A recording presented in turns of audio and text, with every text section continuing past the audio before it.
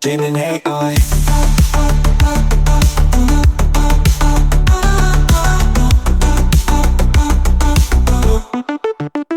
Demon AI.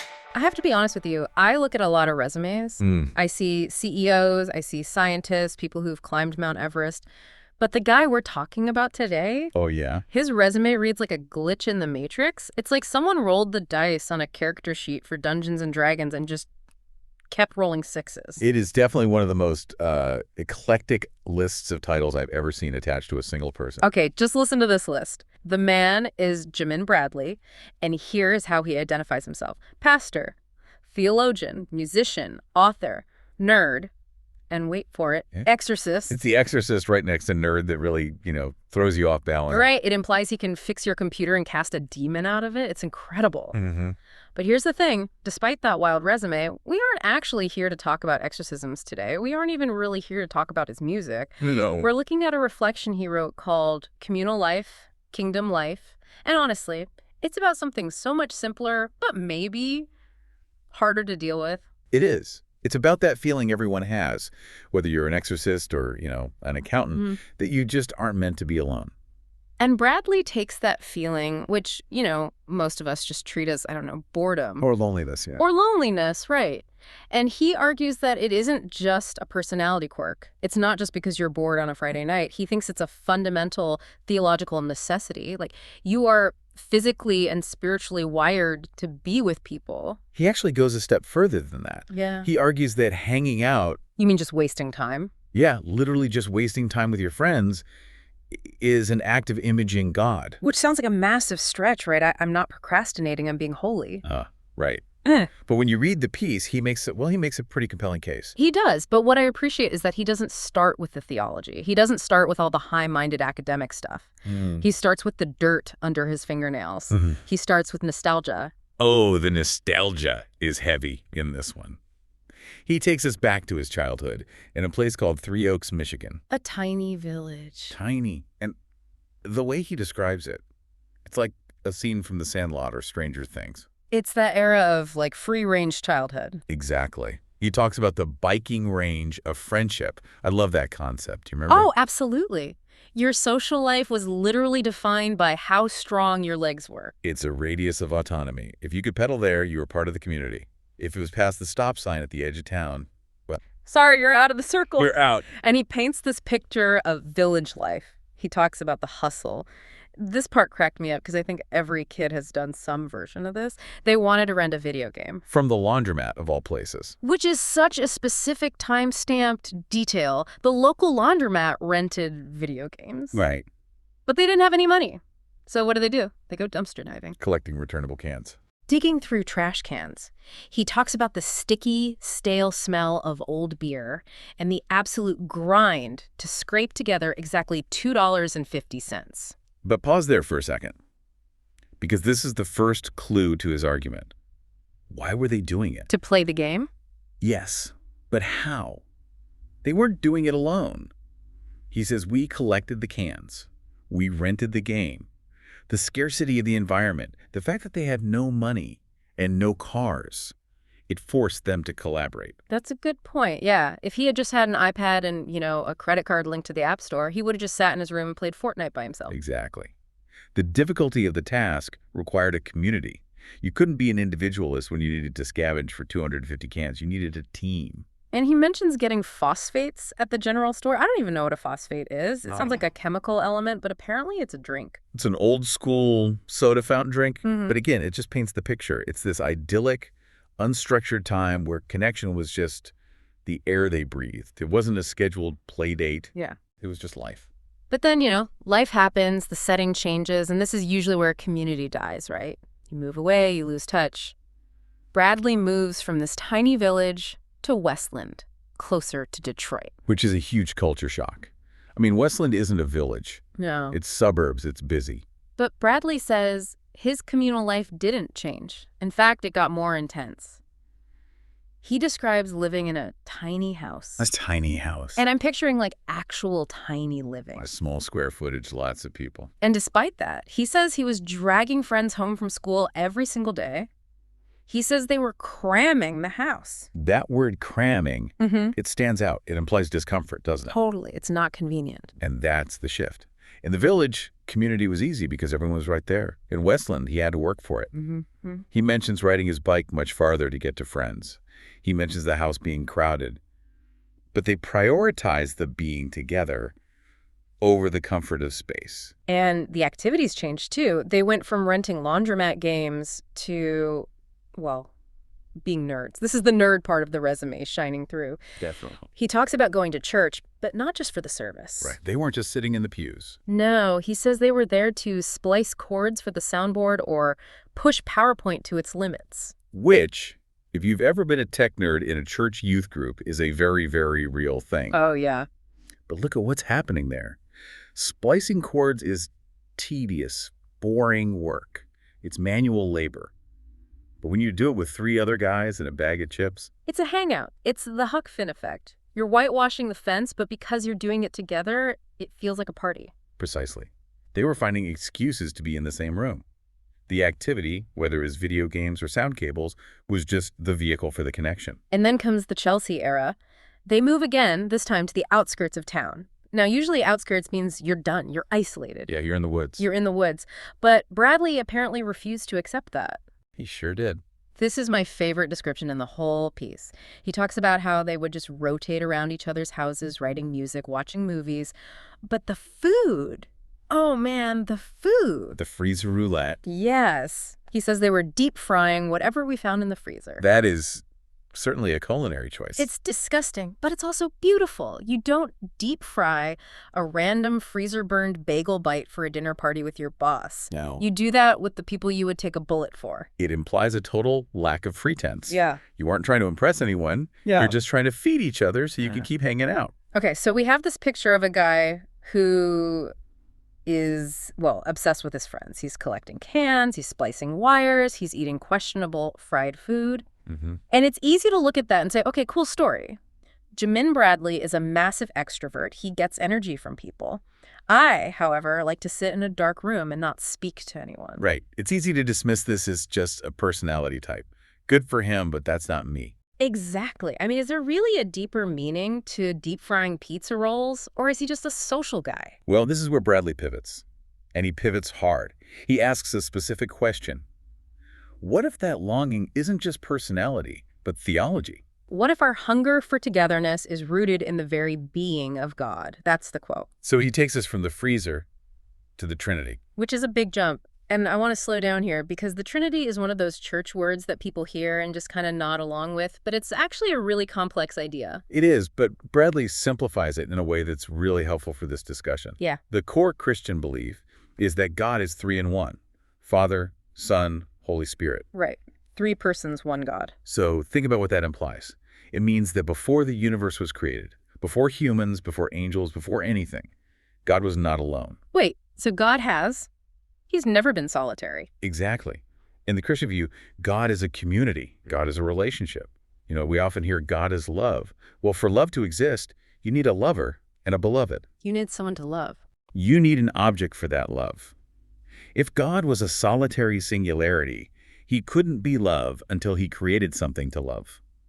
But because of the Trinity, love relationship is the factory setting of the universe. Okay, that's actually mind-bending. So you're saying that relationship predates existence? Precisely. And here is where it hits us. The theology says humans are made in the imago Dei. The image is God. I see where this is going. If the thing we are imaging is a community, then what happens when we are alone? We're broken. We aren't functioning as designed. We are like a mirror that has been shattered. We can't reflect the image we were made to reflect if we are doing it in isolation. So when I feel lonely or when I feel that drive to go find my friends, it's not just because I'm bored. It's because I'm trying to get back to my original programming. That's Bradley's argument. You are wired for connection because the God who made you is fundamentally a connection. Isolation is contrary to your design. But play devil's advocate for a second. We live in a world that loves solitude. We talk about self-care, about boundaries, about recharging my social battery. Is Bradley saying all that is bad? I don't think he's arguing against silence or rest, but he is arguing against isolation as a lifestyle. There is a difference between taking a nap and living your life behind a wall. Okay. And he uses a really heavy example to prove that even the most spiritual people need others. He talks about Jesus in the Garden of Gethsemane. Yeah, this part of the source hit me hard. This is the night before Jesus is arrested and crucified. Right. It's the moment of absolute maximum stress. He knows he's going to die. He's in agony. Yeah. Now, if the model of spirituality is solitude is strength, what should Jesus have done? He should have gone into a cave, meditated, centered his chakras, and found peace within himself. Exactly. He should have been the Stoic monk.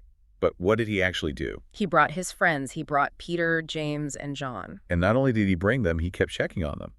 Bradley points out that one of the hardest parts of that night for Jesus was that his friends kept falling asleep. He felt alone. He felt alone. That's wild when you think about it. You have the Son of God, the second member of the Trinity, and in his darkest moment, he doesn't just want God the Father. He wants his buddies. He wants Peter to just stay awake and sit with him.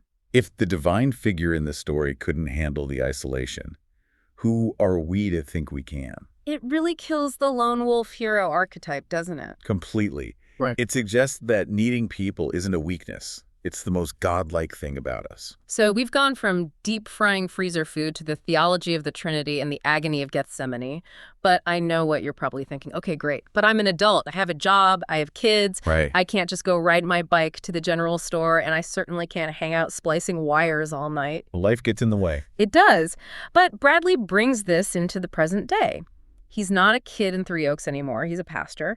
He runs 1208 Greenwood Church and something called Nerd Church JXN. Nerd church. I love that that exists. Me too. And he shares a story about what this kingdom life looks like for him now. And spoiler alert, it involves a mouse. The mouse incident. This is classic. So set the scene. He's probably working, probably busy, and there's a knock at the door. It's a neighbor, and he admits he hardly knows her. Which is standard for modern life. We wave, but we don't knock. But she's in a panic. Why? Uh-oh. Because there was a mouse caught on a sticky trap in her house. Now be honest. If a neighbor you barely knew knocked on your door and said, I have a mouse problem, what do? I pretend I'm not home. Oh. Or I hand them a trash bag and say, good luck, brave soldier. Right. I'm an exorcist. Call me for demons. I don't do rodents. Exactly.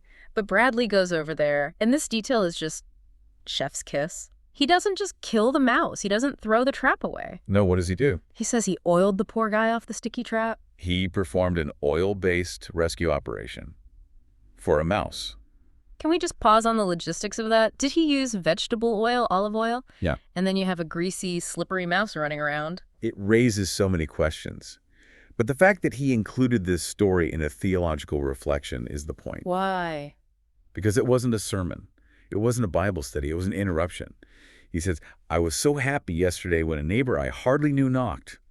He was happy to be interrupted because that interruption was an opportunity for connection. It goes back to the village life mentality. In a village, you help with the mouse. In the suburbs, you call an exterminator and keep your door locked. Exactly. He's fighting to keep that village mentality alive. And he does it with his Thursday night hangouts, too. Yes, he mentions this tradition. He's been doing it for 15 years. That's a long time to keep anything going. And listen to the agenda for these nights. Nothing more than eating dinner together and playing games. That's it.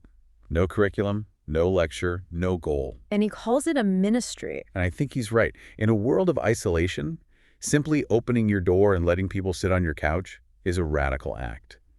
He says the goal is just making avenues for people to just be together. It takes the pressure off, doesn't it? I feel like when we try to build community now, we overcomplicate it. We think we need to host the perfect dinner party with the perfect playlist and the perfect charcuterie board. Or we think we need to be extroverts who love crowds. Right. But Bradley is saying, just open the door, eat some food, play a board game, oil a mouse if you have to. Just don't be alone. He ends the piece with a really strong challenge. He says, may we choose love and friendship and flee from the kind of isolation that drives us from what we need in others. Flee isolation. That's strong language. It's not avoid isolation if it's convenient. It's run away from it like it's a fire. Because if his theology is right, if God is connection, then isolation isn't just lonely, it's anti-human. It circles back perfectly. We started with a kid hustling for $2.50 to play video games with his friends because he had to. And we end with a grown man arguing that we still have to, we just forgot why. The need hasn't changed, just the environment. It really recontextualizes everything. It makes me want to go text my friends right now. You should. So here is where we leave you. We've covered the village life, the crowded tiny houses, the theology of a God who is never alone, and the slippery, oil-covered mouse. We've seen that even Jesus sought his friends when the chips were down. And we've learned that sometimes ministry looks a lot like just hanging out. So here is a provocative thought to chew on as you go about your day. Let's hear it. We live in a culture that treats solitude as the ultimate luxury.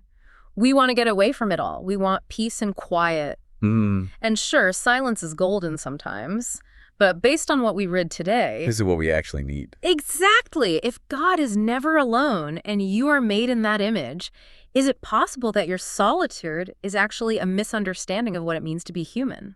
That's a scary thought. Maybe the most spiritual thing you can do today isn't to go meditate on a mountaintop in silence. Maybe the most spiritual thing you can do is invite a friend over, open your freezer, find whatever questionable bag of tater tosses in the back, deep fry them, and just waste some time together. I think Jim and Bradley would say that's exactly what we were made for. Go find your people. And hey, thanks for listening. We'll see you next time.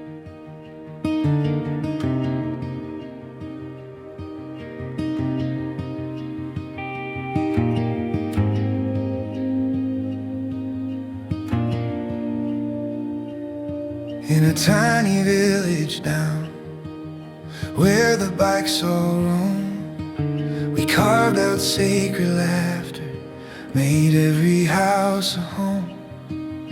Dollar theater evenings, pixel worlds and fireflies, side door conversations turned into holy ties.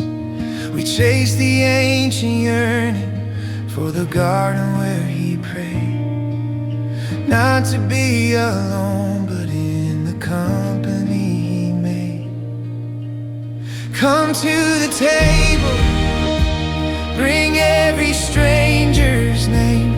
This is the way of Jesus, the kingdom without shame. We are the body gathered, we are the life he gives, not just a Sunday service, but the way the kingdom lives.